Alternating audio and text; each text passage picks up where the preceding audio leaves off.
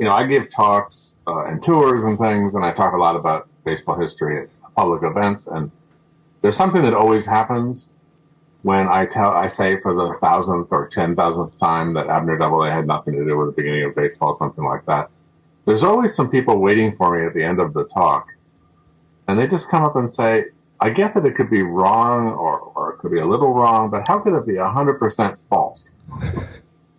And that's actually a pretty interesting question, which I try to answer in my book because, people get history wrong all the time. Mm-hmm. But it's not too often that things that a lot of people believe or everyone has heard are this wrong. And as I discovered when I really researched the stories behind these stories, they're wrong. They weren't believed by the people that told them. So we're talking about something that was made up for a reason that has nothing to do with the truth. Mm-hmm. And that's actually more interesting. So there are variations, but there's two basic stories that people have heard growing up if you're a baseball fan about where baseball came from. And the first one I heard was Abner Doubleday, who most people have at least heard his name. He was a teenager at a prep school in Cooperstown, New York in 1839, and he said, one day he said, hey guys, I've got an idea for a game. There's actually a famous Bob Newhart routine that makes fun of this because it's completely not impossible to believe. I think when I was 10, I didn't quite believe it. But, people do believe it. And it was invented in the early 1900s by a blue ribbon panel appointed by Albert Spalding, who was the most powerful owner in Major League Baseball and the founder of the National League, owner of the Cubs. And it was propaganda out and out. Mm-hmm. Because Albert Spalding knew it wasn't true, and all the people on the committee knew it wasn't true, but it had one very specific point, which when I tell you what it is, you're going to think it's strange, but you have to understand America in the early 20th century. It was because people were speculating, not really unreasonably, that baseball came from an English game called rounders.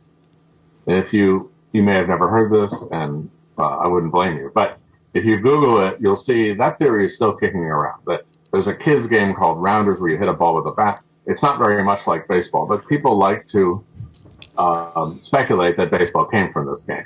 And given our relationship with England and the fact that baseball was a business that was marketing itself as 100% American, mm-hmm. and not English, not foreign in any way, these were sort of fighting words. And Spalding wanted to nip this one in the bud. And the whole Doubleday story is, in fact, it's propaganda. It's designed to kill the whole topic. So how do you kill it? Well, if an American person invented it at a particular time and place, it can't be English. That's the simple explanation. Wow. Yeah. So you invent an inventor. People do it all the time. And, Johnny Appleseed or whatever. Somebody invented something, and then you find out the real story isn't that simple. But actually, Doubleday was picked not because he was a plausible inventor. In fact, the funny thing about Doubleday is he was a great guy. He was a military man who fought in the Mexican War and the Civil War and distinguished himself at the Battle of Gettysburg. And, was a great American. However, he also was a compulsive diarist, and he published volumes of memoirs, from which one can learn that he was about as uninterested in baseball as you could possibly be for a person of his generation. Wow. Like, the subject never comes up. And what his actual connections to baseball boiled down to almost nothing. Wow. Basically, the main one being his great nephew bought the Mets in 1980. But so now, why was he picked? Well, he was dead, and okay.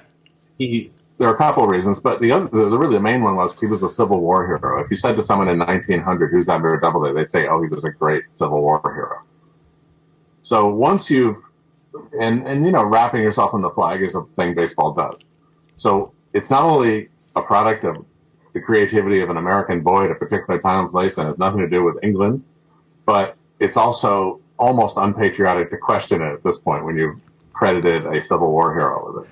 Yeah, right. I know that may all sound very crazy, but that's really what the explanation for the story. And the people that told the story knew it wasn't true. Mm-hmm. Well, just real quick, Tom, the I guess kind of the main motivation for Spalding to make up that story was just to kind of separate it completely from it being a British invention. Yeah, it boils down to baseball's marketing strategy. And, it gets even weirder because Hey, thanks for watching this video. This is my dog, Murphy, and these are dog treats. Now I'll give Murphy one of these dog treats, and all you have to do is press the like button. Just press that little like button right down there at the bottom of this video, and this sweet, adorable, cute little puppy gets a treat. All thanks to you. Alright, you did it? Okay, I believe you if you said you did it. There you go, Murph. She got that treat because of you. Now, I'll eat one of these treats, and all you have to do is click that subscribe button. Right there, pointing to it. Just click that subscribe button, subscribe to Curiosityness with me, Travis DeRose. Get lots of good video, and I'll eat this treat. Alright, you did that too? That's not very good. Girl, not very good.